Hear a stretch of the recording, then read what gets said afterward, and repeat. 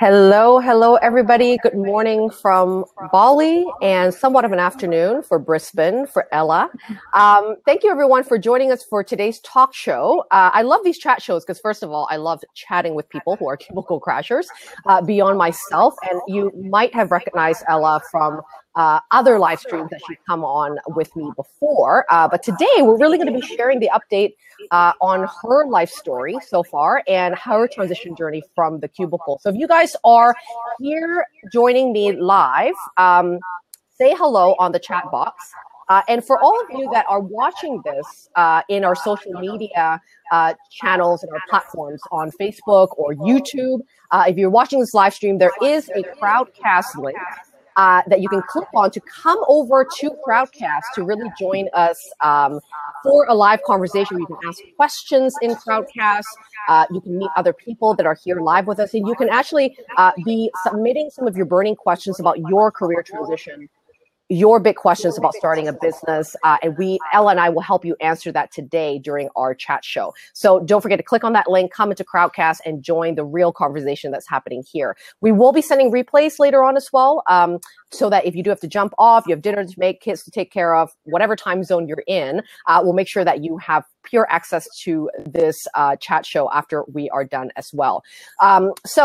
Say hello in the chat box. Let us know where you're from, what questions you have about leveraging your skills to create a business you can love.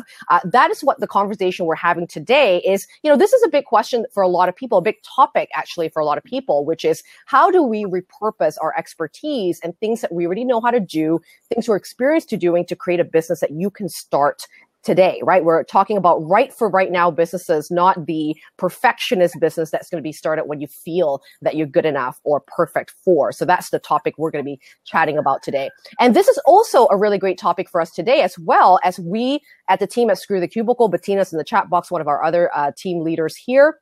We're preparing to welcome a brand new batch of cubicle crashers to our Bali retreat this year. So if you don't know, I run a retreat once a year called Your Next Big Thing Retreat in Bali, where this is exactly the primary thing that we do is help you transition from the cubicle in 7 days, create your plan of escape, but also help you to create a business model and a work that you can actually escape your cubicle with, right? So it's all inspirational to say leave the cubicle and escape the 9 to 5, but how do you do it? How do you plan for that escape? And how do you monetize your gifts is really what we do at the Bali retreat. So if you're interested to potentially to join us this year in April, we are running it from April 22nd to the 29th in beautiful Ubud, which is where I'm been based for the last 5 years. I can't believe it's been 5 years.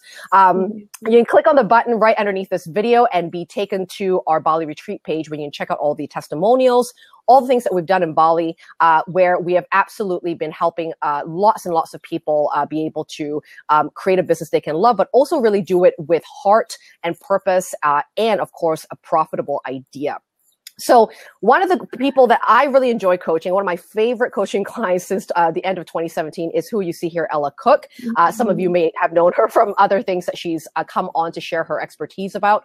Now, Ella is sort of a fresh, actually, it's still in transition, aren't you, Ella? You're not really freshly yet quit your cubicle, but this is what makes your story good around this time because it's such a fresh perspective of someone that's going through that transformation and those changes. So Ella's been working with me since I think it was like October of 2017, and she is currently making her cubicle escape dreams a reality. So within the first month of us working together, Ella got her first paying client and has since created some really major opportunities, which is what we're going to be talking about today, how she created those strategic opportunities. And she's now being able to quit her job sooner than she initially planned for. One of the big goals that Ella had was to do it before her wedding day, which is happening this year, and being location independent by her wedding day as well. So we're going to talk about what she's prepared. But first, let me just give you a quick little bio on Ella, and we will also be giving links for her website. You can check her out and say hello to her if you want to give her some appreciation for sharing her story today. So Ella is a freedom-seeking, adventure-hungry digital marketer currently building her business as a digital strategist, and she's transitioning away from her desk to the beach and beyond. Ella got really serious about her journey out of the office only a few months ago, but she's already built an awesome portfolio of clients from all over the world, and she's been doing this while working a full-time job, and she's really passionate about helping other female entrepreneurs really realize their business goals through intelligent and authentic digital marketing. Did that introduce you right, Ella? Sure. So Ella's like, she's actually also in a way hiding away from her cubicle to be with us here today. So we thank her for taking the time. But thank you very much for coming here and sharing your story. I think, as I said from the beginning of this stream, is that it's so important to talk about not just the success stories of what happens sort of like after people quit, which is sort of a nice idea and a great reality, but actually what's going on during that transition. I think is so important to chat about the emotional change, the environment change that has to happen, around your life. I think is super important.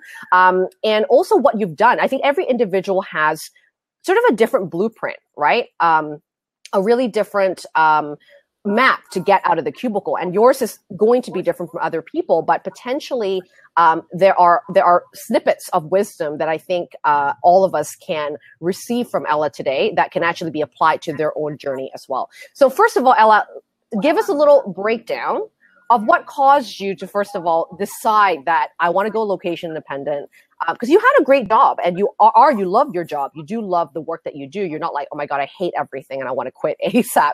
So what was your sort of motivational factor to start inquiring about what life could be like beyond the cubicle? Yeah. I think there might be a really, really bad echo. Oh, so is there an echo? I don't see that. Mentioned it, and I'm getting really, really bad feedback. So I don't know if everyone else is getting that or if it's just me. I'm not hearing it as much, but I'm wondering if hopefully it'll repair itself at some point. For all of you that are listening, if you press refresh, potentially it will change that, but we can't really do it because I think you might not be able to get back on. But maybe actually, Ella, why don't you press refresh? And then I think you should be able to come on, and I'll stay on and just make sure that we try to fix this. Sorry, guys. We always are relying on technology, but sometimes it kind of fails us, but we're going to continue anyway. Hi, Jen. Jen's on a commute from 6 p.m. and I have a 90-minute commute. Holy crap, that is a big commute. I'm glad you're here joining us and having a bit more fun in your car listening to us. Hi, Lee. How's it going? We're just waiting for Ella to come back on. There she is. Ella? That was totally my fault. I had you open in two screens. Oh, is that what's going on? Okay. That's okay. What kind of digital marketer are you, Ella? I know, right? I'm like all the tabs I have open.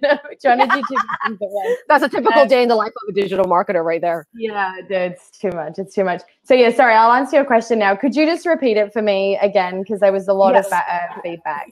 No worries. So I wanted for you to break down for whoever's listening here that your story about sort of what instigated that initial idea of inquiring about life beyond the cubicle. So what started it? Because you're not a typical, I shouldn't say you're not a typical cubicle crasher, but a lot of people that do want to quit their jobs do hate their jobs. They do hate their bosses sometimes. They do hate the job they're doing, but you weren't that person. You actually liked your job and you liked your boss. Yeah. And, so what was the reason that you wanted to, think of something alternative? Yeah, so I have always really liked my jobs. But I think for me, it was a lifestyle choice. I'm fortunate in that I've seen lots of different ways to slice and dice life and people living different versions. And for me, really, if I'm honest, I'm a weird freak planner, even though my number one driving force is uncertainty, which is this weird thing. I need to know what general direction I'm going and hope for some adventure along the way, I guess.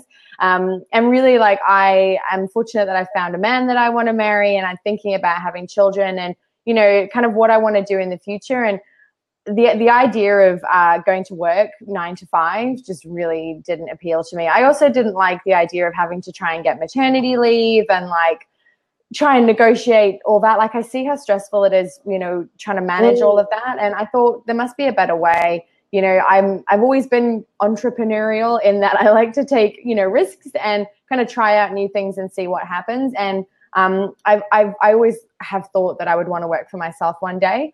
And I actually went to a Tony Robbins seminar in September, and I'm sure that a few people on this today will have been sort of exposed to his stuff before. And it was a 3-day like immersive workshop. And I think taking that time away from like the hustle and bustle, I started a retail business last year to try and kind of, can we do something different? Turns out opening a shop is not a good idea if it's freedom that you're seeking. So right.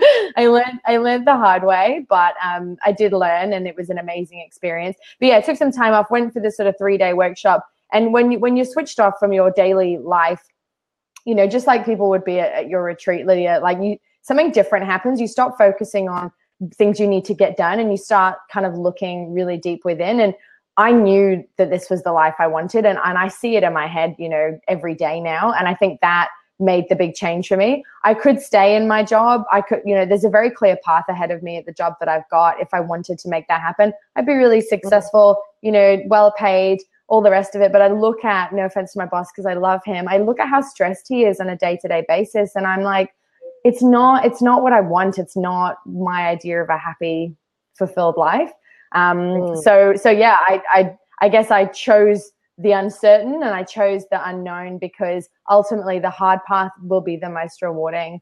And I think I know it's what's going to make me happy. And my partner and I are very much aligned on the same path. We both want something a little bit alternative. So I guess that's my motivating factor. The other thing is that my family live all over the world. And if I'm going to have children, I want to share them with them. So I need to travel, and I'm not going to apply for annual leave every 10 weeks, which is when I seem to travel. So I'm going to need to have to ask myself for annual leave. That's how that's going to have to play out. Right. Yeah, you have to get to the boss man, boss woman, which is the boss woman will have to approve it. I mean, that is such a common thing, I think, for women as well, because I know when I looked at my friends who had children and were in high-powered careers, it was either they gave it up to be sort of stay-at-home moms, or they had to, there wasn't enough, the infrastructure that's built into a regular corporate life not every building has daycare. Not every company allows you to bring your kids to work. And there is sometimes these choices that we have to make that we don't want to make, where we want to keep our careers and be a good mom, And so part of that, even for me as a motivation, because I want to start a family as well myself in the near future, part of that motivation for me, even before I knew I wanted to have children, was at least the option, to know that I have more control over my time and where I spend it, and sort of like what is important in my life, which is a lot of times beyond the work itself, right? Which I think a lot of women can relate to your story as well. Now, I want to talk a little bit about, because we're here to talk about leveraging your existing skills, right? And this is sort of have always been my approach of, you may actually be in a different industry, or you might even choose a business that may be something you may never have done before, but utilizing what you know how to do is usually the sort of easiest way to start something. And I know for you, you didn't know that you had digital marketing skills. However, it's such a big umbrella of skills. You could do websites, you could do copywriting, you could do funnels, you could do Facebook ads. The list goes on and on and on. And I know a lot of people listening or watching this chat show right now has this question of, how do you choose between all these multi-passionate skills that you have? Some of them go together, some of them don't. What has been your journey to be able to isolate some of the key things that you want to focus on and not be caught in that, overwhelming stage of trying to do everything, right? I know we started that way, but obviously as you've niched down to some of the things that you do truly want to do, what has been your change in making sure that you are actually doing the things that you want to do and not doing too much as a solopreneur right now in your business? Yeah. Look, it wasn't an easy or challenge to kind of deal with at first. And I was very much focused on like the tactical execution of what I did, because I'm so used to, in my job, being told what needs to happen or knowing what needs to happen as a result. So for me, I was like you just said there, I can do, Facebook ads, I can do SEO, I can build websites, I can do this, I can do, there's lots of things I can do. But I'm actually reading a book called The E-Myth. I've just finished it. It's really old school. It's like 1998, but it's awesome. It talks about like Michael Gerber. Yeah, it's so good. I like the perfect timing for me. It's all about building like a turnkey business. And it talks about how like technicians, which is what I was, fall into this trap of just having this entrepreneurial fit, he calls it, where like they decide, I'm going to start a business using my skills and just keep moving forward. Sorry, that was the E-myth, Sean. Yeah, I'm going to type that for you, Sean. It's E-myth, the entrepreneur myth. But yeah, he says a lot of people fall into that trap of like just being a technician that has a business as well, like and being a technician that works in your business. And that was definitely the mentality I had when I initially started what I was doing. So I was like, oh, I'll just freelance. And I think that I don't want to freelance. I want to have a business, and there's a big difference for me. And I was actually talking to a friend of mine who's a freelancer. She's actually on this call, and we were talking about that recently. So part of that journey was kind of going, well, I don't want to be a technician, so it's not about what I can do. I want to run a business, so I need to think about who I want to work with. And as a result, that will help me niche down. So I focused on, this is a lot of the work that I did with you, Lydia. I focused on who it was, because the what comes after, like what those people need, as long as that's the skill set I have. And if I don't, I can always upskill. That's where that helps to narrow it down. So for example, the niche that I'm focusing on is sort of coaches, life coaches, speakers. I have a weird little side niche, which is like photographers and videographers. For some reason, that's like a thing that's happening, which I love. So for me, that made it a bit easier. Well, let's focus on the channel, and I guess the work that can help them get the most out of what they want to and achieve their business goals. So it happened to be, things like Facebook marketing, email, funnel building, a lot of like web, sort of stuff. So that was kind of where it fell, but I've tried to focus more on who I was trying to help and make sure that I had the skill set to bolt on there. And I have left. It was a bit hard. I remember having a conversation with you about Google Analytics. I was like, everyone, I know so much about Google Analytics. Everyone needs to know it. And you were like, yeah, like, I don't know if as a coach, that's like the top priority for me. So I have had to like push to the bottom some skill sets that would be quite high in my professional CV that I would kind of, it makes me very unique in my space at work. But really, those things will all play into what I'm doing. But I kind of needed to mold my offering to fit the market that I want. And I think it's a better way to do it, because, you're always going to be multi-skilled and multi-passionate. But if you're working with people that you want to work with, like that's the reason you want to be in business, right? It's to do what you love to do, and kind of the how is just starting to follow for me. The other thing that I find is a benefit of not focusing too much on what I've got, all of what I've got, is I'm outsourcing a lot of it now anyways. So, what I can specifically do is, I just need to be able to train other people as well. So I guess I had a skill set that was probably this big. I've chosen this much of it, literally just based on what the clients that I'm working with, where they will benefit most, I guess, in summary. That is such a good point, because I think when we try to find a niche, a lot of the times people tend to go all over the place in terms of demographic and like how old they are and what type of people they are. But actually, it's really about, the shared values that you have with a particular customer. And also it's something that you didn't pick coaches and life coaches and those sort of in business of helping sort of people by mistake, because partly is you were a student of that type of industry. Like you talked about the Tony Robbins thing. There's a lot of these things you're drawn to, right? People that you already are paying in a way to learn from. I mean, that's right there is a connection piece that we forget that in our everyday lives, there's certain people we're attracted to and certain people we're not.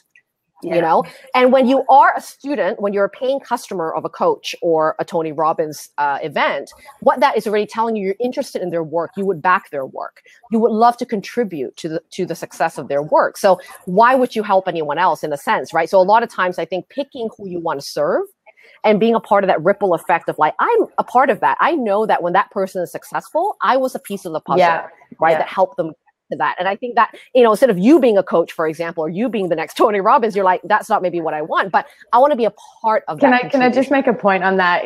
I was actually having a conversation with somebody this weekend. It's so funny how life works out. When I was 24, I was just working in sales. Initially, I had an advertising degree, but I hadn't transitioned into marketing yet. Or maybe I would actually have been like 21. I was like super young, and I was like, I'm going to be a life coach because I loved working with people and I wanted to help people. But I was like, who is going to listen to a 21-year-old? I have not even lived my life yet. How could I do that. So I chose not to pursue it, but it's always something that's been in the back of my mind that I'd love to help people, right? And so now I've got 10 years of exposure to the life coaching or the personal development industry. Like you said, I've been a student of it myself, and now I get to do this beautiful blend of repurposing the skills that I've spent my professional career building. That's not been a waste of time, helping life coaches and helping coaches to help more people. Right. And like, that is my idea of heaven. It's so beautiful that that's actually what's ended up happening completely by accident. Yeah. And that's actually a part of, when people go, how do I bring my passions together? Right. Yeah. And that's one way to blend them. Right. It's not choosing, should I be a life coach or should I be a digital strategist? You're going to use the skill set that you're most experienced to do and repurpose that and refocus that to help another interest. And that's how you sort of marry them together, and I think that's such a beautiful way to say it, because it's not about having to choose, but it's like almost a different interest and different passions come into the puzzle separately, right? And they sort of then fit in as a unit. And I think that's something that is a great message for people who are might say, I don't think I'll ever do this thing that I used to do in corporate again, because it sort of traumatized me. Like I had a bad boss, or I didn't like the projects I was working on. But at some point, when you did that degree or when you went after that job, there's something about that job that did interest you. And then it was sort of screwed over by a horrible person that treated you badly at work, let's say. And then you completely disregard those skills. And that's something that's such a mistake, I think, that can be made. But simply by changing who you help can absolutely change, like breathe new life into your skill sets, which I think is such a great message for people. Now, talking about clients, because obviously you love working with coaches because, again, you understand them. You've been a student of them. So in a way, that is almost like a bit of like not punch above your weight, but as in like you're more valuable for some of these coaches because you can say, hey, not only am I a digital strategist that know my thing, I also understand how your customers think because I'm a student of self-development and things like that, rather than just any other person out there that is great at funnels, but don't understand the industry as much. Now, when you decided that, hey, I want to work with life coaches, I want to work with people who are creating a difference in the world, and you've never done that before, right? You used to work for e-commerce and products and, big sort of like $1 million companies, which is amazing for that experience. But now you're working with these sort of coaches that are personal brands. It's a very different beast in a way. Maybe some of the best practices are still, applied to them. But how did you sort of start it to go towards life coaches? So did you ask people that were sort of in your vicinity of your community for, to ask for that client? How did you start getting your first few clients and getting a little bit more detailed about working with the ideal customer that you want to serve? Yeah, so it's probably a few different, stages to this, but I guess the one being that I was guided in that through the work I did with you, Lydia, I was forced to get really clear about the kind of people that I wanted to work with. So that, you talked about values, that, who do I want to work with? Not their demographics or what they do for work, but, I wanted them to be driven individuals, that they were forces for good themselves. They were wanting to help other people. They were confident, like all the things actually and this life or this coaching industry, needs to have. But that was sort of how I started with those. And I think it's weird. Most people will, be able to identify with this. But when you start to put out there something that's really true and authentic, it's amazing what you get back. And I'm not saying that in like a wishy-washy way. Like it's just what happens. And I reached out to my immediate network, and I got a few bits and pieces of different work. And I actually put up, it's so funny looking back at it now, but I put up an ad on Upwork for like ridiculous dollars, like super cheap services. Like I would like cringe at that now, but I just wanted to prove that I could get the work. And the people that approached me were in that region. It was first of all, it was a life coach, like a women's empowerment coach. And there were just a few other people sort of in that space. There were a few clients outside of that weren't the case, but there was just that sort of initial. And then I got a few photographers through as well. I'm also, because I'm getting married, I'm also in the market for wedding photography. So I'm also a customer of that industry as well, which I've now, I got 2 photographers and a videographer I've got a meeting with next week. It's crazy. So I think I just started to attract those types of people with the posts I was putting out, who I am. I'm a big fan of personal development, that sort of thing. And those people were sort of attracted to me. I also then worked with a coach in my beta program, which was really useful in sort of helping me to understand that industry. I didn't specifically go, oh, that will be perfect for that. In my head at that time, I was kind of like, I'll just try this out and see if it sticks. Like, I didn't know if I wanted to niche down that much, but I went with it because it seemed right. And I thought I'd try it. And obviously, like, I was being a student of the process, right? Like, I don't know any better. So I was just seeing what happened. And there was a really natural fit there in terms of what work was being done. And I sort of started to understand what I'm going to need to do to service this industry. And that's when, it started to dawn on me that, oh, wow, there is this beautiful blend between those 2 areas of that life coaching and then the marketing skills. I get to do all my favorite bits of digital marketing, and I get to leverage the fact that this particular audience needs, heartfelt, real, genuine marketers. They don't need hacks and funnel, hacks. So they don't need any shortcuts and tricks, but their clients need a real person. And so there was that beautiful blend that started to sort of happen. So I guess I sort of tried a few, just by posting out there, see what happens, leverage my network, and then obviously had an opportunity to work quite closely with some beta people. And as a result, I've actually got another coaching client, another life coach client, through a recommendation through a friend because of that good work that was done there. And I now, when I'm getting on the phone with people, I'm now saying I actually specialize in helping people like you, because even though I didn't 5 months ago, I've been able to take all of that knowledge that I have, and it's just happening quite organically. There was some knowledge gaps, like, I'll be honest, and I would have had this conversation with you on the phone. I was like, I don't know how to build that strategy. Like, I had this big thing that, like, I wasn't qualified to do it. And it was sort of a reflection that I had of going, well, yeah, I've been a student of this industry for 10 years. I also sign up for and I'm on the other end of so many marketing funnels. What works and what doesn't. And there was a small gap to fill, which I just went out and filled. I signed up for learning programs myself. I have literally subscribed to every single life coach that I've been able to find to get exposed to their, marketing tactics. And slowly and surely that expert status that I, was too afraid to claim, it will be mine soon. I'll be going to market later in this year going, this is the niche that I specialize in. And I think it's helped me to get over the whole, I need X number of years. I actually read on someone else's website this morning. I loved it. She was basically saying, I've been in the travel industry for 10 years, as in she's been traveling for 10 years. But I've been a digital, she's like, I've got 10 years travel experience and been a digital marketer for 4 years. And I just love that she just said that. I was like, yeah, you have been you have been exposed to that for 10 years. And I'm the same, like, I've been a student of this industry for 10 years.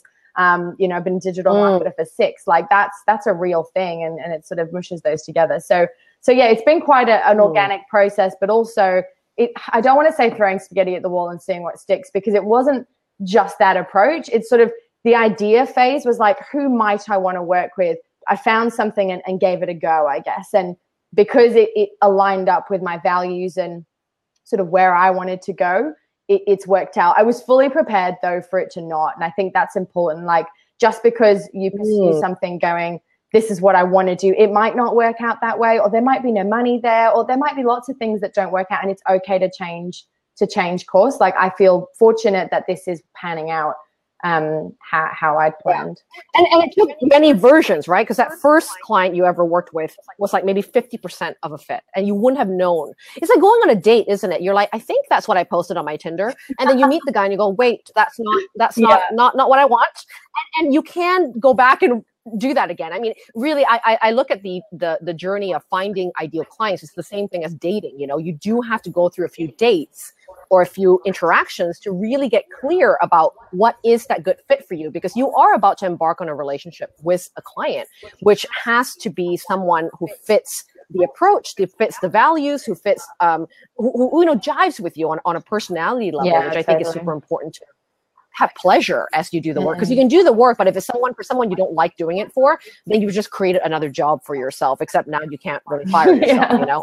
It's like a little bit more difficult. But I want to talk a little bit about this beta process, because this is something I believe in. Obviously, we talked about this a lot for your beta lab.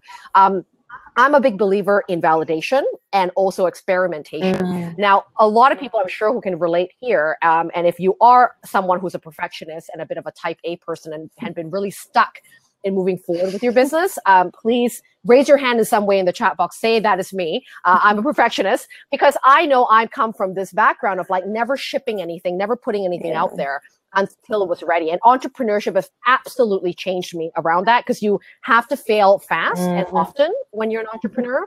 And it's absolutely changed my entire approach in life in general. Now, I want to talk about the testing phase, because we talked about being, you know, when you first started, like feeling like this imposter, right? Who am I to serve these life coaches? Like, I've never done that before. And here am I saying I specialize in life coaching. Marketing is like, you know, and you and I had to talk about this many times in our coaching sessions about feeling like an imposter, feeling a bit like a fraud, to say that you can and are able to do certain things when you've never done it before.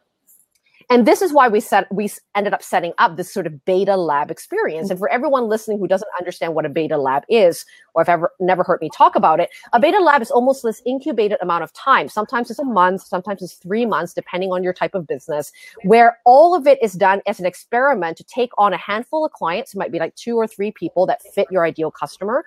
And you actually just start to roll up your sleeves and get down and dirty and start working with people. Now, the whole concept behind it is that you're not going to know if you enjoy your niche or if you enjoy the people that you think you've picking to date, and really understand what you're really doing in your business or what value you're providing in your work until you actually start working with people. How many of you guys have had business ideas in the back burner, or, you know, things that you've been thinking about? I think I want to do something, I think I want to do that, but you're never really sure because you've never actually worked with anyone or had interactions with that particular person to really dig out, like, what problems am I really solving for this person? You know, I say I'm a writer, or I say I'm a designer, but what am I really doing, right, in the experience that I'm crafting for my clients? So I want to talk about how your beta lab approach did help you find this focus of a niche or an audience that you really liked. And what did you discover when you did the beta? So when you got these life coaches, you're like, okay, you're trusting me for the next couple months. And I mean, you were really honest about, you said, this is the beta, right? You don't have to be dishonest. And a lot of it was either priced at a really low cost or complimentary, just to use this case study, right, as a way of going, you know, when you had that question like, hey, does my digital strategy that used to work for e-commerce products now work for this other market, which is life coaches? What did the beta lab experience help you to discover or clarify? It was the scariest thing I've ever done, because based on, and I do a lot of like, based on what you just said there, like I'm glad that Felicia was like, yep, that's me. Because I was like, oh, I know someone else on the call who's like that. Like, I am very much like, I will work on something until it's good, and then, yep, okay, now I'm ready to present. It gets shot down, and I'm like, oh my God. So like, for me, it was really tough to go, okay, I'm going to try something that I'm going to fuck up. I'm going to fuck it up. Like, I had to go into it knowing that I wasn't going to deliver my best, because I didn't even know what my best was. And that was really, really scary. But I felt comfortable in that, yep, it was complimentary, or, you know, next to nothing. Like, the intention was not to make money. The intention was to learn. And I went into it with that mindset. So there's something that I want to mention, and I want to say it now before I forget, because I think the biggest lesson for me that the beta lab taught me, that there's lots of learnings in between, but I think teamed with like reading this book and coming out the other side going like, yeah, I can do this. This is going to work. I started to focus less on the product, or started to focus less on the actual individual bits and pieces that make up the service that I offer. And I started to look at that as something that I was going to figure out. I don't know if this makes any sense, but rather than going, oh my God, am I ever going to be good enough? Will I ever be able to do this? I've started to take it. I just decided to take it for granted that I'm gonna find a strategy that works. It's not rocket science. I have all of the knowledge. I don't have it all yet. I haven't necessarily got it all figured out, but through this beta process and through working with a few other people, I've gone, now this is something I'm comfortable crafting. It's completely within my reach. So let's assume that I'm going to be able to do it. Like I need to build something that is adaptable to each of my clients, but works overall. And then I've actually got a product or a service that I can sell. And that's how I can sort of scale up. So that approach actually helped me. And I didn't get to this till the end of the beta, but it helped me depersonalize the whole success of the campaign or not. Like, it wasn't about how good I am as a person. I just haven't perfected the craft yet. And that was good for me as a perfectionist to be able to take a step back and go, no, it's like I'm building something and I just need to get better at building it and work it all out. And then when it's done, that's a process, right? Like, and then that's eventually what I'm going to be sort of selling. So I had to stumble and fall. I had to feel like I was letting my clients down in the beta process because I was busy doing other client work. I have a day job. Like, I couldn't commit as much of myself as I wanted. But the things that it helped me uncover were actually how much help my clients need. I had assumed that they would want to do a lot of the work themselves in different areas than what they actually wanted to do. For example, something like writing emails. When I initially had calls with people, they were like, I love writing. Writing's great. I do a really good job of it. And sure, I've read their emails and they sure do. But when it comes to launching a new program or, doing what they do best, it's not writing emails. It's actually showing up as the best version of themselves and working with their clients. So I, was able to take notes on the areas that I might be able to either add into packages or, create as upsell opportunities to help solve some more problems. So it really helped me to identify in any given journey, which with me is usually like a launch of a new product or building a brand or, growth strategy. It's usually a project period. There's different problems along the way that my services can solve. And also the other thing I learned is, like, you can't do it all. Unless they're going to hire you full time, you can't actually solve all of their problems for them. So how can I learn as much in this process about all of the problems and then pick and choose the ones that I know, A, I'm going to be able to solve. Great idea.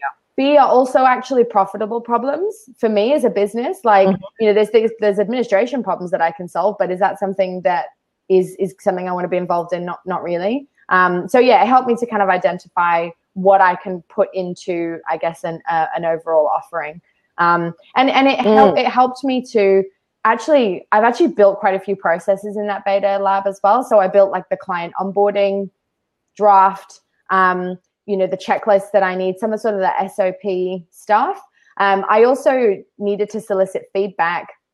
And so at the end of every call that I had with clients, I'd send a link out with just a simple type form survey of some questions that I put together that helped me to ascertain how they were feeling. And it's something that I think I'm going to keep actually throughout my client process, not just in the feedback, because I ask questions like, on a scale of 1 to 10, how much did this call or this workshop meet your expectations? And if I got anything less than a 9, I was like, okay, what could I have changed? And even though I was in beta, like, that's something I want to keep for my clients ongoing. Like, I want to make sure that my clients do feel satisfied working with me. And, one of the other questions I had was there anything that you felt was left unaddressed? And after they get off the call, they get an opportunity to go, I didn't talk to her about that. And that way, we're always addressing it, and I can follow up in email saying, notice that in your feedback, this came through, blah, blah, blah. And just even building out that process was all done in the beta lab. The something simple like the template for a document, to put everything in, the reporting process, I kind of got to do a full end-to-end campaign, get to the end of it and be like, that was exhausting. But you've got your process. I've got a prototype for something that I can go, I know what I'm stepping into next time, and this is how I'll do it differently. It was such a good personal challenge with the perfectionism thing as well, feeling like I'm letting people down. But ultimately, like, as long as you're comfortable with the value exchange. In this instance, I felt good about the fact that I was offering my services for free because it made me feel like I had room to learn along the way. Yeah, and it's not that pressure of performing perfectly. Because you're being honest about the exchange. And even if it's free, the exchange is still feedback. Right. You're really, I think what's so smart about what you've done in terms of your beta labs is you're utilizing the feedback of your clients to actually build your business. Right. This is sort of like the biggest mistake I ever made when I started both my businesses back in the day, was that I never had the capacity to ask questions. I didn't know that you do that. I thought that you just had to, do the thing, and then you hope that people would, buy that thing, Whereas, of course, years and years down the road, I've really learned that, like, actually the power of asking, the power of involving your clients in the process of going, what do you want to buy? What do you want to get solved? How do you want to get that solved? What could be the most valuable experience that I can craft for you? Mm-hmm. And then actually utilize that information and build your business with their feedback, rather than guessing, right, about what you think they want. You're actually performing it and getting that feedback as you go. One of the things that I think was really powerful that you talked about was, like, when you said you stopped thinking about the bits and bobs, like the actual tools and skills that you're doing, and actually focusing on, this bigger approach of, like, first of all, trusting that you'll do what it takes and learn what you need to learn to solve problems. But really knowing also that all these skill sets you have, whether they're Google Analytics to SEO to web design to all the array of, talents you've got, they're just almost like these tools that you have on your tool belt, right? Like, you're like, maybe some client will need the wrench and maybe another client needs a hammer. But I exist with all these tools. I'm not going to be specializing in just SEO or just this, because you may not need that. Right. Like, your business may actually be much better with organic marketing or webinar trainings or whatever, right? It's more your jam, rather than me forcing you into SEO stuff or Facebook ads. Maybe it's not necessary, And so you're focusing on more like, authentic relationship building for coaches, speaking, like being able to recruit the best audience to their product by utilizing their personality and utilizing their way of connection, and then whipping out those tools whenever you see fit, rather than being specialized at Google Analytics or web design, right? You're saying these exist for me, but I'm going to customize something that's actually meant for you, right? Which is so much more powerful than saying I'm an SEO expert, which could be for anybody, right? And I think a lot of people listening do feel that they have to pick between their skills. And this is a great look at sort of going, no, you can have all these skills existing within your tool belt, but actually just focus on where do you want to position yourself in terms of solving problems. Exactly, right? And what's that real problem, really? Right? And the real problems for your clients is, like building relationships, authentic relationships in the digital realm, rather than I want to hire an SEO strategist, because that's not what coaches are saying. They're not saying, I wish I had better SEO. They're saying, I wish I had better customers. I wish I can sell this next program because I want to help more people. I wish that more people could find me and I can create these better connections, not just build my list with a bunch of people that will never buy. So that really changes your message around how you market your digital strategy and funnels and things like that without using the word funnels. Yeah, that's right. It also helps me to kind of think about this beyond the skill set that I have right now. Like, I kind of go, honestly, it's made a big difference in helping me step back from Ella working as a freelancer to the business that Ella wants to build. I'm looking for gaps in the market, not just what I can do now. I go, well, they also need that. I don't know how to do that yet. I'm going to learn. Same as you do when you go for a job. It's just, I'm building a product for the market now, not just trying to repurpose my skills. That's what I was initially doing. Love that. But by taking a step back and going, you can figure anything out, really. You're smarter than, other people. You can do it, like it's a given that if I've got this far, I can probably figure the rest out. And that was a big mindset change. But I think that's an important lesson. Like, it's the biggest piece of advice I'm giving at the moment is, like, try and look at what you're detached personally from the technician work that you're doing, and, like, what do you want to build in that longer term. And I think also it's helped me to move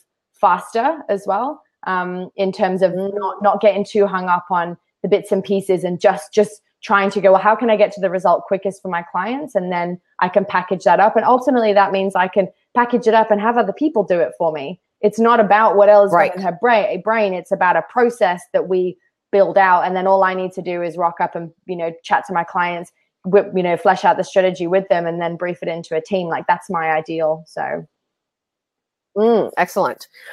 Also, okay. So for everybody, by the way, at the end of this call, we're going to have an open floor for Q&A. So I'm sure as you've been listening to Ella's story and some of her strategies of getting into her niche and leveraging her skill sets for a business, if you guys have any particular questions for Ella or myself that you want to put into the sort of list of things that we can talk about after we're done this interview, don't forget to just click on the Ask a Question menu item. We already have one question there already, and actually enter in your question so that we can actually go down the list and answer that for you and timestamp it for you so that when you hit the recording, you can go straight into when Ella and I answer that question for you. So feel free to submit your questions right now as we go into the last few questions for the interview as well. Okay, so Ella, I want to talk a little bit about time management and sort of like this. I know that's going to be a question for people. They're like, okay, so you have a full-time job and then you did the side hustle thing and then you're planning a wedding and, like it seems overwhelming, and I'm sure it has been overwhelming in some capacity. Now, one of the things that I believe in is that there's no perfect time to start anything, right? No. Sometimes, yes, it's a wedding, and sometimes you've got children. I mean, life just gets in the way. And so a lot of the times we have to start being strategic about how we want to create that time. And we do have to make some exchanges about what we are willing to give up to have more of something else. Could you give us a little rundown of what you had to prepare, whether it's time management, your environment change, your relationships, how you dealt with, unplugging from work, and when did you work on your side hustle? Like, what did you have to do to balance out working full time, starting up, doing the stuff for the wedding planning and creating a new business from scratch and working with actual paid clients? Yeah, it is currently still, I'm not going to pretend it's over because it's just beginning. I love it though. Like I feel like I have really got a real purpose now. So, and I'm not going to sugarcoat it and say it's always easy. Like it's not. I cried on the escalator like 2 weeks ago. Like I've not got my shit together all the time at all. But yeah, like I think when your compass is telling you that you're in the right direction, that when you're like lying in bed and your alarm goes off and you should get up, like something else is pulling me out of bed in the morning. It's not just me. So that's easier now that I know. You just gotta get it done. And I want to get it done. But I think in terms of planning, like after September, when I sort out, coach, I sort out you, and implemented, and this was a smart decision looking back. I didn't know how it was at the time, but implementing a routine when I didn't have that much on was one of the smartest decisions I made, because when I suddenly got really busy, and now I look back and I'm like, I thought I was busy. I don't even know what I'm going to say in a year's time. Those things have really helped to keep me on track, and I'm very bad at them at the moment. And I went through a period where it all kind of went to shit and I was just trying to get the work done. And then I burnt out. I cried on the escalator, and that was a sure sign that things weren't right. I was like, no, you want to enjoy this journey, not just get there and then be like, oh God, I wish I remembered what that was like. And I took some steps to implement. I'll talk about that in a minute. But yeah, so I decided to plan a morning routine. I committed to getting up at 4:30 because there's this 4:45 club and I wanted to be in the 4:30 club. So it was 4:30.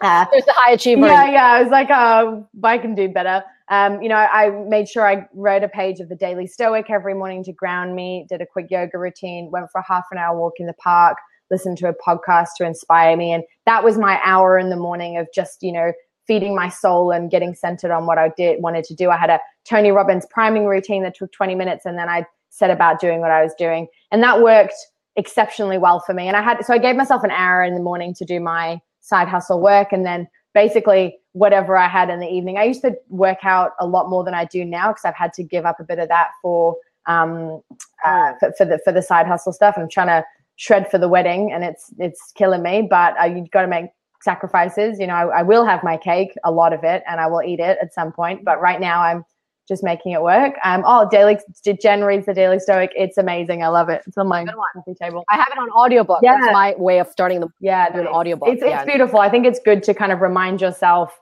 My partner's very stoic as well, so it's good. It's a good influence in my life. But yeah, so I had the evening for an hour and a bit as well. So I had roughly 3 hours a day if I was committed.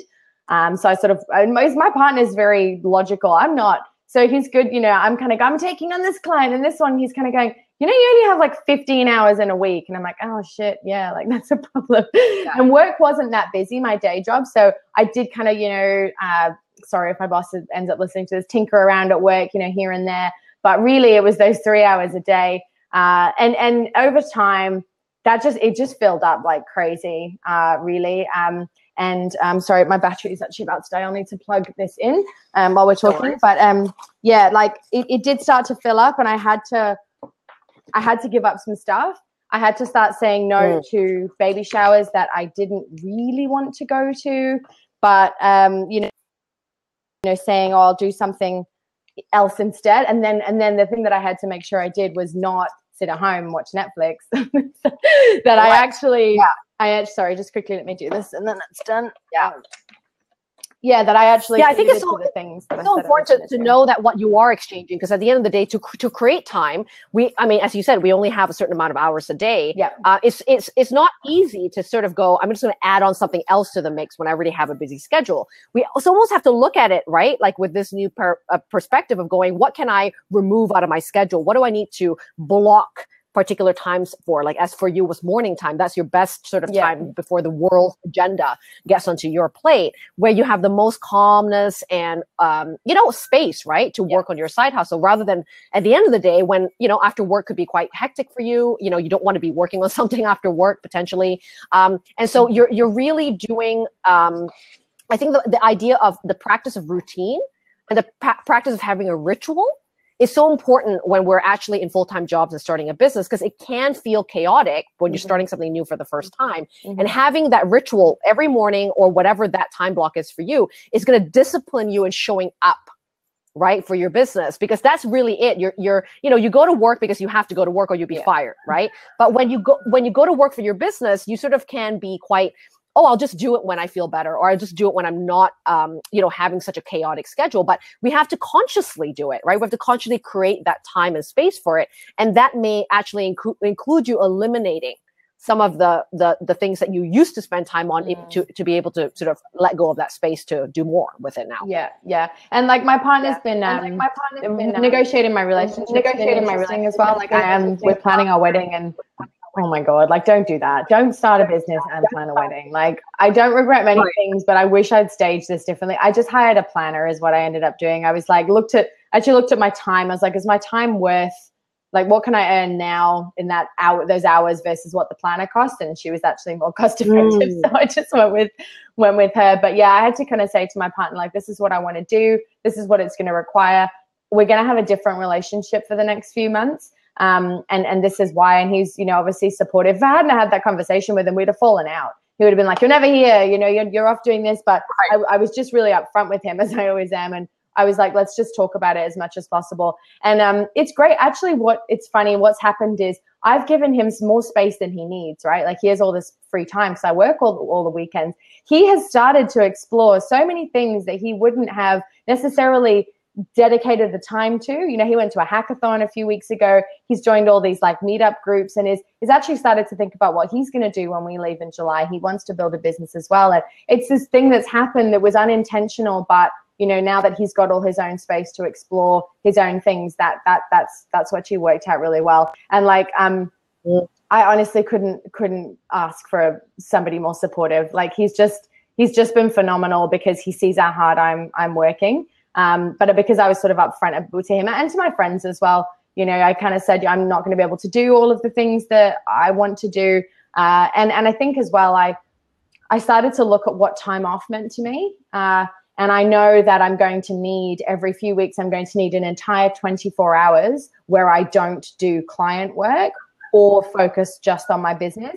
It's either downtime with a bit of thinking about what I'm doing, or I'm like spending time with friends.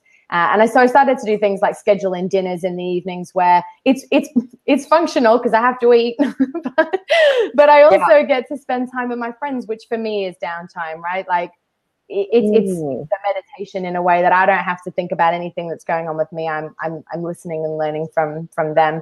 Scheduling in yoga sessions with friends, those sorts of things. So I'd never sat and watched TV, so it's not like I'm missing out on that time. Our TV's not even plugged in. I don't even know. It's just a picture frame. So it's not like I've eliminated stuff that I didn't need in my life.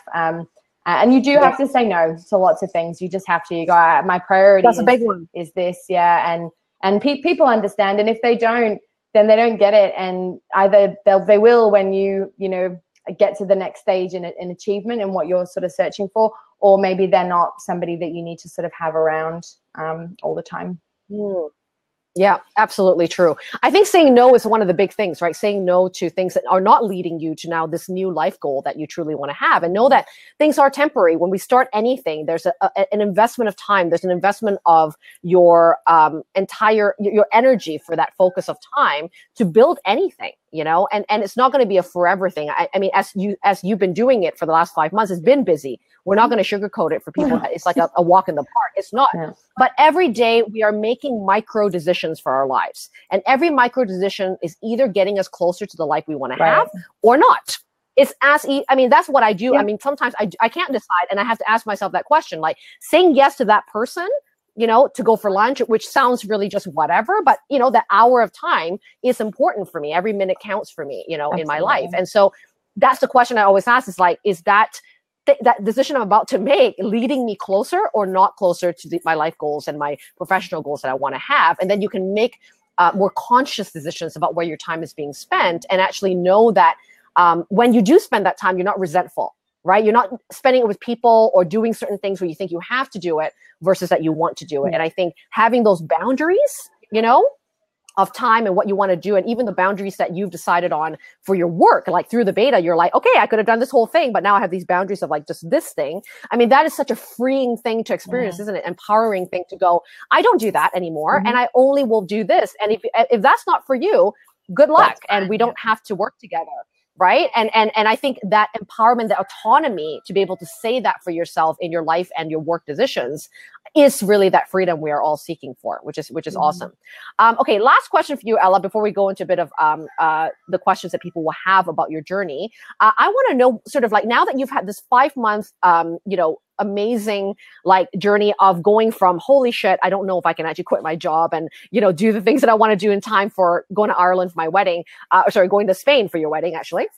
And then now where you are now, where you're actually building a small team, you have paid clients, you have you actually have a quitting day now. I mean, there's a big timeline here that has happened for you really quickly, which was originally planned for like a year, and then it's sort of like expedited really, really fast. Since you've been doing this, what are some of your most, what do you think were the key things you've learned or had to implement in your actions to get that result for yourself, to quit appropriately, to negotiate with things in your workplace? Like, what did you have to do to get from where you were 5 months ago to where you are today? Yeah. Okay. I know this is like such a cop-out answer, but I've had to work really, really, really hard. Like, the number one thing I have had to be is committed to the end goal, because I know, I look back on opportunities that I had that I could very easily have not seen because I was off doing something fun, or I just don't think I'd be here if I'd have not pushed through the pain. And I think that that's really important. Like, people think they can just start businesses.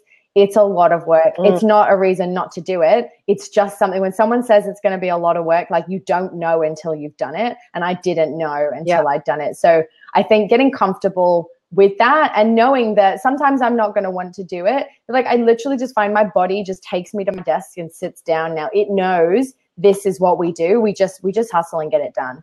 Like, it's a joke. Every day I'm hustling. Like, that's what I do now. I just get it done. So there's kind of no question. Like, that's what I've had to do. The second thing I think, and I think I said this on my last one of these with you, Lydia, was that I've become really good at asking for help. And that's not saying, can you help me by doing this specifically? It's been about going, okay, I need to talk this out. I don't have all the answers to what the next stage is, whether that was booking a call with you, hopping on a call with, a friend who's going through the same thing, speaking to my partner. I go to loads of networking events where I can meet other business owners and ask them stuff. Like I think one of the reasons I think that this ACC, this Cubicle Crashers Academy that you've started is so great, because you have that community of people going through the same thing. Even small things like, I didn't know what I was going to call myself. Like, how did you come up with your business name? Or like, you know, just small things like that. Like you need other people to leverage. I also had a goal for the end of March that I was very clear on at the beginning of the year. I'm doing like these 13-week sprints. And one of them was to launch my business. And it got to like 3 weeks ago. And I was like, I'm not going to be able to do this. I think being realistic about what I was going to be able to do with the time that I had, and not going, I can't do it, but going, what I'm doing right now is not going to get me there. So I need to change what I'm doing and shift my strategy a little bit. Otherwise, I'm just going to, it'll be like July, which is too late. I'm going down to part-time my job at the end of April.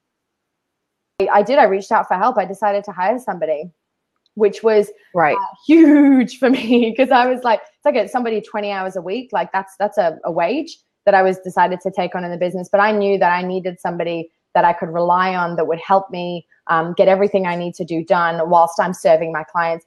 The service I deliver my clients is going to be the reputation that gets me on my next client. And that's my priority. But I need, like, people ask me for a business card. I'm like, I don't even have a website yet. Like, I can only get away with that for so long. And when I've got paying clients and I'm running a business, I need to have a brand. So that's my next priority. But I'm not going to be able to build a brand and service my clients with 15 hours a week. That's unrealistic. So I saw it for what it was, and I went, okay, what am I going to do next? So I've decided to hire somebody. She started yesterday actually, and got off the call, and my first call with her going, okay, that was one of the smartest decisions you've made in a long time, because like that actually will help. I can actually do it now. It's actually a reality that I can achieve that goal. So yeah, I think taking a step back, and like Tony said this when I went to his workshop, his first thing was be clear on why. Second thing was find somebody who's done what you want to do and model it, hence working with you, Lydia. I found you. And the second thing is the third thing, is notice what you're getting. And if it's not working, change it up. And I wasn't getting to where I wanted to go. I was on the rough path, but I wasn't beelining for exactly where I wanted. So I changed things up. And now I'm on course. And I recognized it. Probably took me a bit longer than I'd liked, but hey, I know for the next time what the warning signs are. And the thing is, it wouldn't be the last time that you're going to have to go through an obstacle, right? And I'm so glad you mentioned that actually, because where a lot of people, I think, fall off the wagon of pursuing their dreams and going after the thing, because it's when an obstacle gets in the way, they sort of go, oh, right, okay, I'm not supposed to do it anymore. Right. Like, this is hard, this is difficult. Oh, it means it's not meant for me. Right. And then we check out and we go to something safe, which is our job. And even though that's safe and predictable, it's not what we want to be doing. And there's talking about Stoics, one of my favorite books is by Ryan Holiday, which is, called The Obstacle is the Way, right? Which is an amazing book to read about, like, you have completely misdiagnosed your obstacles.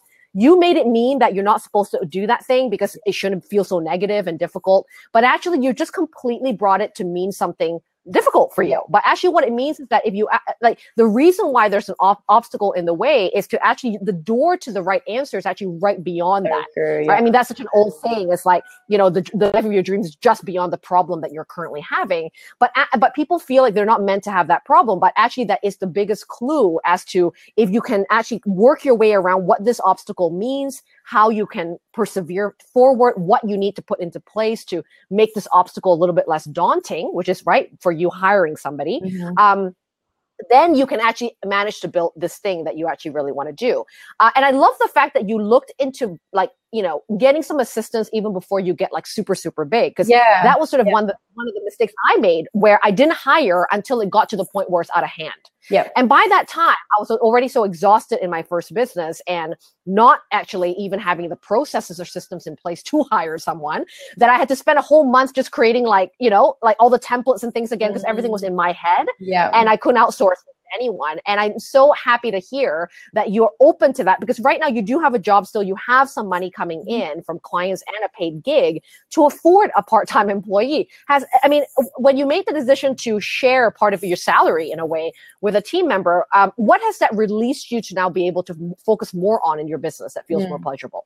Everything everything I'm good at. It's funny because I am the person that I've just hired for my boss. And it is so weird to be on the other side of that. Like, so weird. It's friggin' awesome because it allows me to go and do the things I want to do. But yeah, I'm fortunate in that, you know, they say they're standing on the shoulder of giants. Like, I have learned from watching people go through that and not hiring until they are literally at their wit's end. And yeah, it's a big decision when I'm saving for a wedding, and, you know, I could really use the extra cash to save for when I move to Bali in July, you know, like things like that. But I'm like, no, like you need to do it because this is the right thing to do. I'm assuming I'm going to succeed. I'm like, it's happening. So if I was a successful business owner, what would I do? I'd hire before I'm ready because I know the work is coming, and I know that I'm not good at. I know I am good actually at building processes for other people, but not for myself, because that's not where my, you know, zone of genius is. It's working with my clients. So I need to hire for my weaknesses, which are, you know, all of the SOP, all of the back end stuff. And it stopped me from taking it on. Like, I got off my phone call yesterday with this huge weight lifted of this big to-do list in my head that was not, it's all critical. It has to be done to move me forward, but it doesn't have to be done by me. And so, like, that's right. Being able to go, I'm not the best person to do this, someone else is. And I've watched I always work quite closely with very senior people, and I've watched them do that, go like, this is not what I'm good at, someone else do it. And I've seen them not do it. And I know that it's the right thing to do. So yeah, I have just paid close attention and learned with that. I almost feel like 2 weeks ago would have been the right time. But, you know, I'm glad that I've sort of done it now, and I'm going away on holiday. I'm going to Fiji for 10 days next week. I would have been in hell on that holiday had I not made this hire, because I would have been like, I haven't done everything I said I was going to do. Now I've got a week and a half to create, you know, a project for while I'm away. So while I'm away, things are happening, and like, that's a good investment of my time. And I'm trying to view it all as an investment rather than as a cost. It's like I said, I assume I'm going to succeed. So what am I investing in now? You know, if I make an investment in a wage here, what does that mean for the future in terms of the revenue that I can generate? And I know it's honestly so scary, Lydia. I'm not going to pretend, like, I'm about to go down to like half my wage and now, you know, be paying a part-time team member. But I'm like, I'll make it work. I have a $3,000 kite downstairs, you know, like that like kite surfing gear that I bought. I'm like, worst case scenario, I'll sell my shit, you know, like you do what you got to do. And it's that fear setting, you know, that Tim Ferriss fear setting exercise. And I know you're a huge fan of it as well. Like, what's the worst case scenario? It's like, I can't save really, like, you know, it'll all work out. I'm comfortable to get back to where I need to go. Worst case scenario is I don't make the money I need to make in my first month. I'll make it in the second or the third, you know, like that's why business is running quarters, right? I'm like, I can do it. There'll be a way. So I think removing that self-doubt has really helped me to kind of make the right decisions, takes the emotion out of it. And you go, what would I do if this was easy? Like, what's the easiest solution? Is just hire someone to do this work. Let it be easy. Yeah, totally. And I think, you know, not everyone needs to start with a part-time employee. I mean, I started with a VA in the Philippines that I paid, you know, like $200 a month in the beginning of time to do things like the website stuff and the social media stuff that I can do, but it makes me grumpy. And when I'm grumpy, I don't want to be creative. I don't want to, I'm now not like capable of doing the work that other people are hiring me for, because I've spent all day trying to fix a WordPress blog. That is not my job. That is not what I'm being paid to do. It's very, of course, necessary for my business to run with a website, but is it my best thing that I should be doing based on my genius zone? I'm so glad you mentioned that. And starting small, like just by one little hire of like a VA that can actually take on like a graphic design little thing for you, or, you know, someone who can help you at least build the skeleton of your first website for a small amount of money, that's going to release you for actually focusing on building the foundations of your business, getting to your clients, making great content, you know, things that are actually really relevant to your success, rather than hiding behind the techie tools that you think is necessary for your business success. So I'm so glad you mentioned building a team before you're ready, because I wish I did that for sure.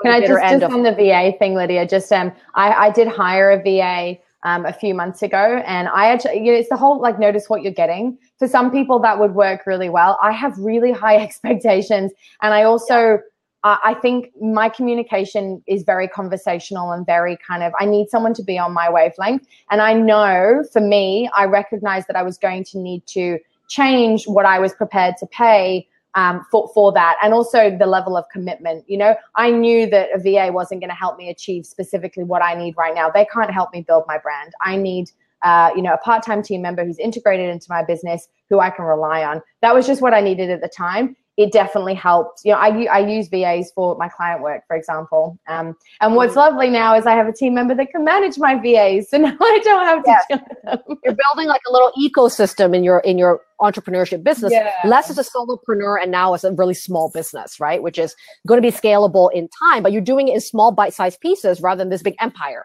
right away. You know, you may not want to build a complete empire. You might actually just want something that runs without you, and you just come in for that strategic high level stuff, which is what people are paying you the big bucks for.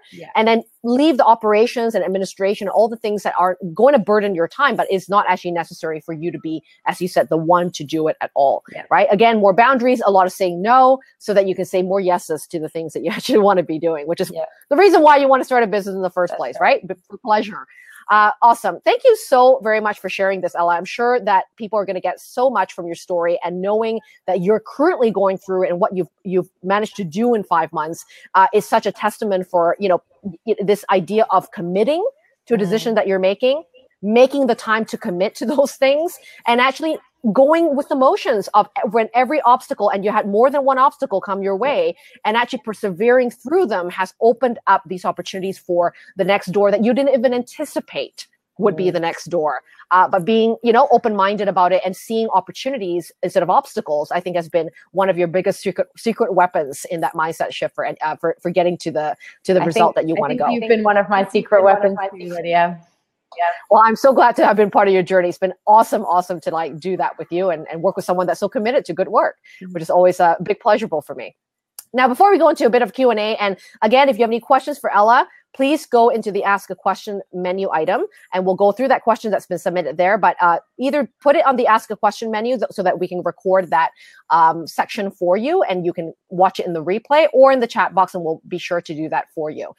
Before we go into Q&A, again, if this is what you listened to and watched today really inspired you, you want to start crafting your escape plan and your strategic work that is going to replace your full-time job, I would love for you to come to Bali and do this with me in 7 days. I tell you, the 7-day incubation in a tropical paradise like Bali, even though, yes, is all this a bit of a blend of a holiday and a learning experience, this focus of time when you're not distracted by your full-time job, you know, your kids that you have to feed, you know, the bills to pay, and whatever it is that comes in your life, in regular life, but being in one place, really focused day and night on you. You know, it's something we don't have time for a lot of the times. Truly, truly changes everything for you when you can get the support, the mentorship, the community, and really at the end of the day, the time to really focus on planning this out, just like Ella and I did on virtual coaching sessions. We are now able to do that in a live format in Bali. And so if you're looking to take a holiday, and also you're wanting to use that holiday as something really beneficial for a big goal that you have this year, getting your job and starting a business and being confident about it, please click on the button below this video to check out the Bali retreats from April 22nd to the 29th. You get to incubate with me and 10 other people. I only take on 10 people for the retreat because of how much personalization of that plan that I have to spend time doing. You'll meet mentors, guest speakers, other cubicle crashers, and escape artists that's going to share their journey with you. And you're going to leave with a life and professional plan for your business so that when you go home from Bali, you actually know what you're going to be doing, and you have the community to support you through those goals, which is so important for us never to do any of this alone. And as Ella said, asking for help has been a big game changer for her as well. Okay, let's go into the question that we have coming from Jen. So let me just click on answering the button here so that we can record this for Jen.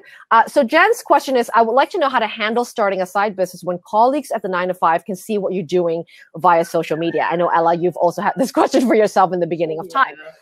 Jen also asked, what if my boss finds out? Also, I work in the government sector, and if I were to start a side business using swear word, crass humor, etc., that would be frowned upon. What is the advice that you would have for Jen? Yeah, so this was, Jen, the struggle is real, right? Because like you've kind of got to manage like the excitement of what you have managing the time, which also sometimes you can't work late because you've got a client goal to get to and like all of those sorts of things, versus like I'm still committed to my job and all the rest of it. I made a decision to do something that is not available to everybody. So I'm fully aware that this is like I literally feel so blessed to have had the ideal scenario that I have. And I appreciate that this might not be an option for you. So I can kind of just share my experience. I was really, for starters, when I started my new job, I was actually already running a side hustle, my electric bike business. And we opened it at 5 p.m. to 9 p.m. every night. So I had to go straight from my day job there. And I didn't tell anybody when I first started that job. I wasn't going to mention it at all. Turns out, so what I wanted to prove was I can do this. You don't know that I have a side hustle, but you don't notice a change in performance at work and you still think I'm a great employee. So I had to prove that this wasn't going to affect what I was doing. He found out about my electric bike business. Actually, he'd seen it and he was like, "Is that your shop?" And I was like, "Yeah." And he was like, "So you've had this business the whole time?" And I was like, "Yeah." And he was like, "Wow, like that's pretty impressive." So I kind of proved that I can have two things at once. And I was really upfront with him in a review last year. I was like, I'm actually planning to not have to have a boss in the future. This is what I'm working towards. All I'm telling you is I'm not going to be here for the next 5 years. I'll be here for the next few, but this is what I'm working towards. It's always been important to me that my boss understands my goals so that, that there's that alignment there. Best decision ever. I ended up getting a client through him, an opportunity to potentially leave even sooner. Wow. That didn't end up transpiring, but that's fine.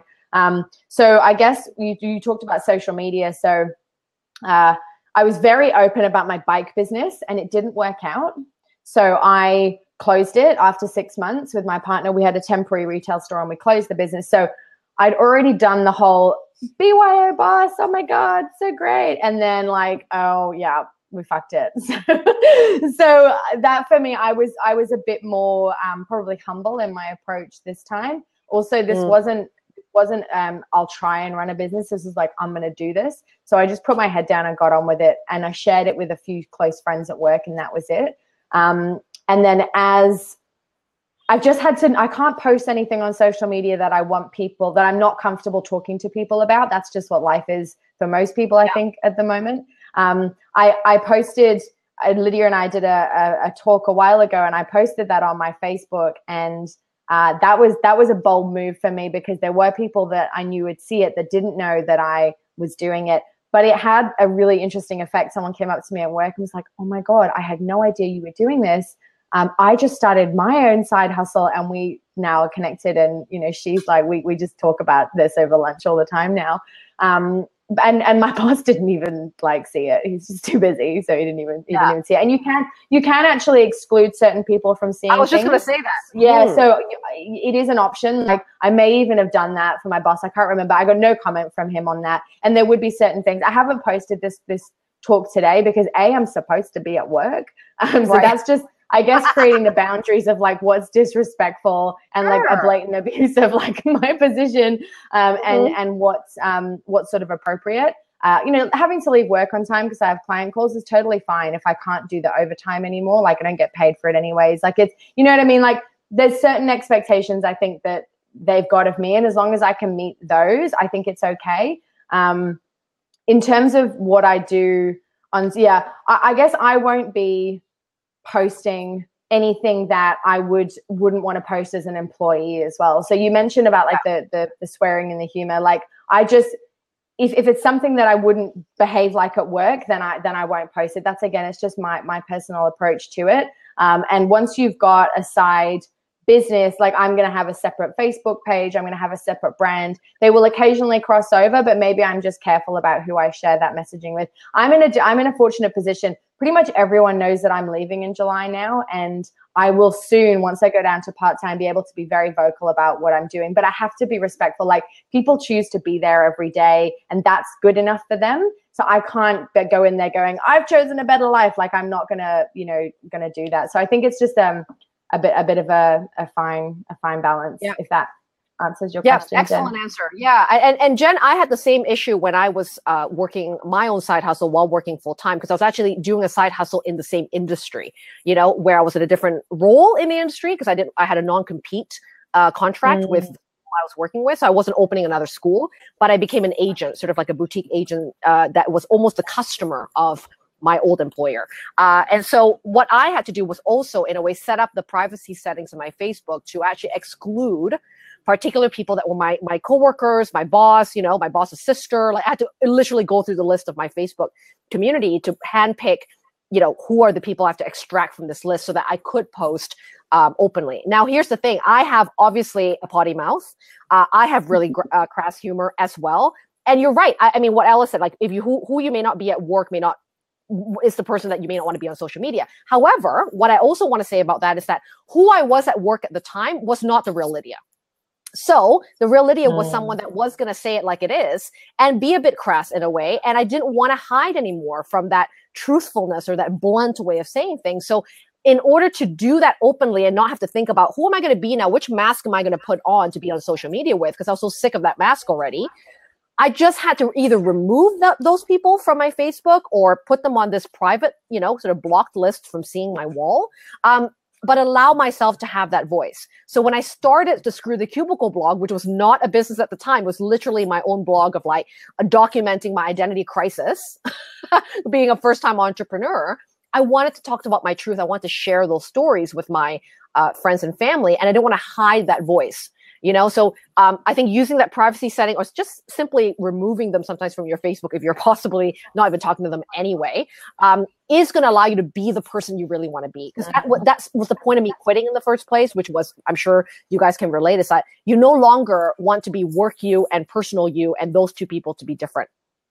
You want to be the same person, and if you do swear a lot, and you very likely will swear in front of your clients. I mean, I do that all the time. And sometimes that draws in the person that's relieved a bit to sort of go, thank God, you're not someone like high collared and I can speak freely with you, So that's really excellent way to continue to keep that voice, but not have that sort of, ruin anything in your business place, right? Because you're still working there. And as Ella said, that respectful level of not saying, hey, I'm quitting my job and then, still working there, right? That's obviously not going to sound really, really good. So not doing it on the social media. If you work for the government, I know that's a very sensitive sort of industry. Or maybe just starting a completely new Facebook account, that is absolutely just personal. It has no work people on it. And, and you can join and have a different network of people there. That potentially could be the way to go as well. All right. I hope that was helpful, Jen, for you. We have another question here from Lee, and it's about hiring. So Lee asks, how much should one expect to pay for help from a good assistant? I guess wondering about the range you might expect to pay for good help. Ella, I'll let you sort of get started with that, and I'll give my 2 cents in there as well. The range it really does range. You can get a good virtual assistant in somewhere like the Philippines, for example, for $6 an hour, all the way up, to $16, $20 an hour. It really depends on what the skill set that you're asking for, really. I looked at a few agencies initially that sort of quoted me a few different things.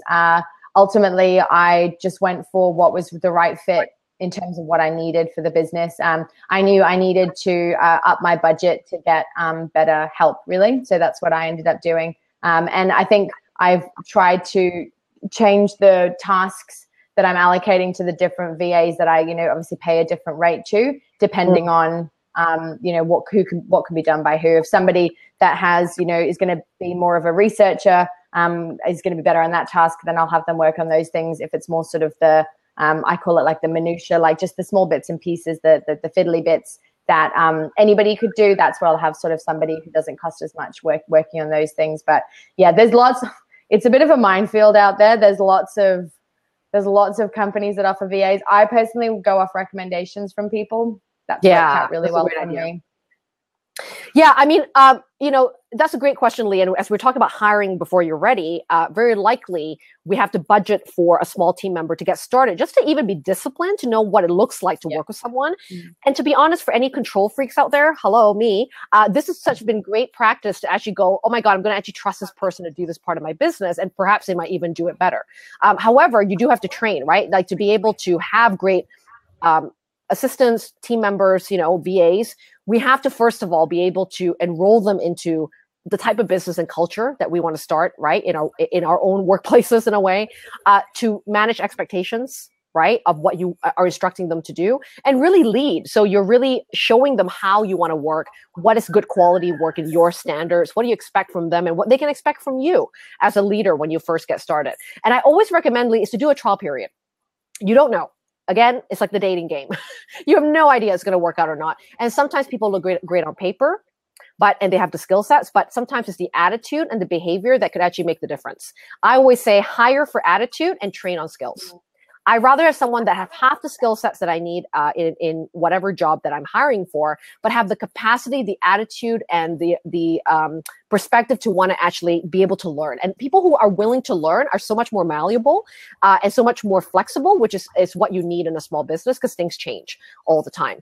So doing a trial period to test that out, that sort of rapport that you can build with them, letting them fuck up in that first month, looking at the fuck ups as a way to improve your processes and systems of how you work with a team member, I think is a great beta month, right, with that particular assistant. And then in terms of budgeting, I started with the Philippines because, to be honest, at the first time my business, I didn't have a big budget. I had maybe $200 to $300 a month to spare, if that, in order to hire someone that can help me with things like graphic design, web design, technical bits in my business that I really don't want to do. And I went to the Philippines for many reasons. Some people go to India, some people go to Pakistan, Malaysia, different areas of VAs that you can find. That's sort of the popular places. But the Philippines sort of did really help me out because they're quite, their English is spectacular. They're university degrees. They're awesome. A lot of stay-at-home moms. I'm a huge supporter of women and moms in particular. So that sort of just sang to me in some way that if I can help a mom stay at home, that makes me feel really good about hiring that person.